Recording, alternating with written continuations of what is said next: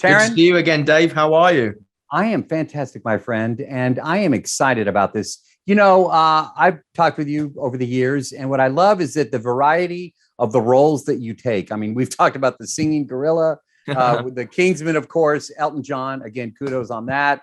Yeah, and then you throw something like this in. Is that one of the reasons you took it? Because this is a role I've never seen you do anything like this, and it's just so compelling and raw. I love it.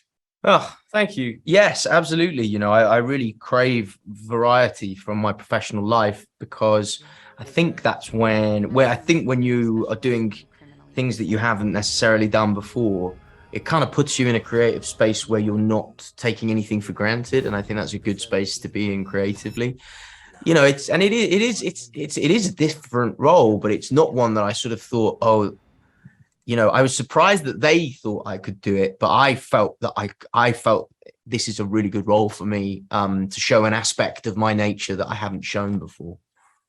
I'm not asking if you've ever been locked up, but a lot of this takes place in a prison. How did you get ready for that? What kind of Yeah, what I kind mean, of I did a lot of I spent a lot of time kind of building muscle. I wanted to be in shape for this role because the real Jimmy Keene was in remains in outstanding physical shape. And I think, I also just, I don't know, there's something about the character being a little bit vain, not the real guy, but our version of him, that felt like, he was a bit of a gym rat.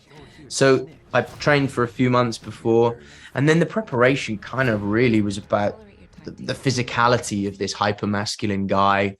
And also, I'm a Brit, so I spent some time preparing with my great dialect coach to sound like a native Chicagoan.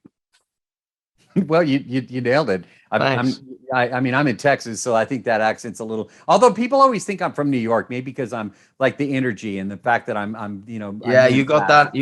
You got that urban energy for sure. Thank you, sir. I've had the pleasure over the years to speak with the great Ray Liotta. You have scenes with him. I So I do. think in the last minute that I want to just kind of reflect and get your thoughts on working with him. He was always great to me, talking with him. But again, you share scenes. Tell me what that experience was like, and what will you take with you forever now?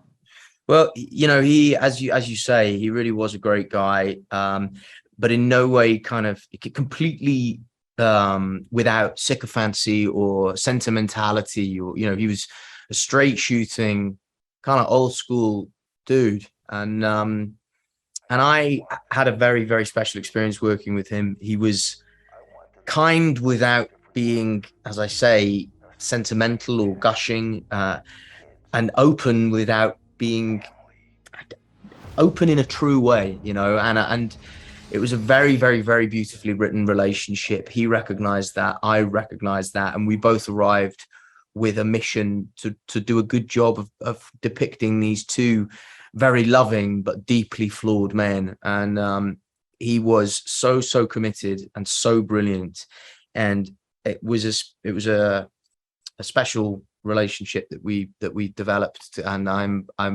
very very sorry that we won't be able to celebrate the release of the show together, but boy is he good in the show. So He's great. He called me a softie once. He has an obscure film that came out years ago called Karina Karina. And I told him, he said, "What's your favorite movie of mine?" And I said, Karina Karina. He looked at me and he goes, "Oh, you're a softie." And that's the Ray that I always remember. Anyway, Taron, again, my friend, I'm just so happy every time we get to catch up. You're the best. oh, And thanks, it's lovely seeing you, man.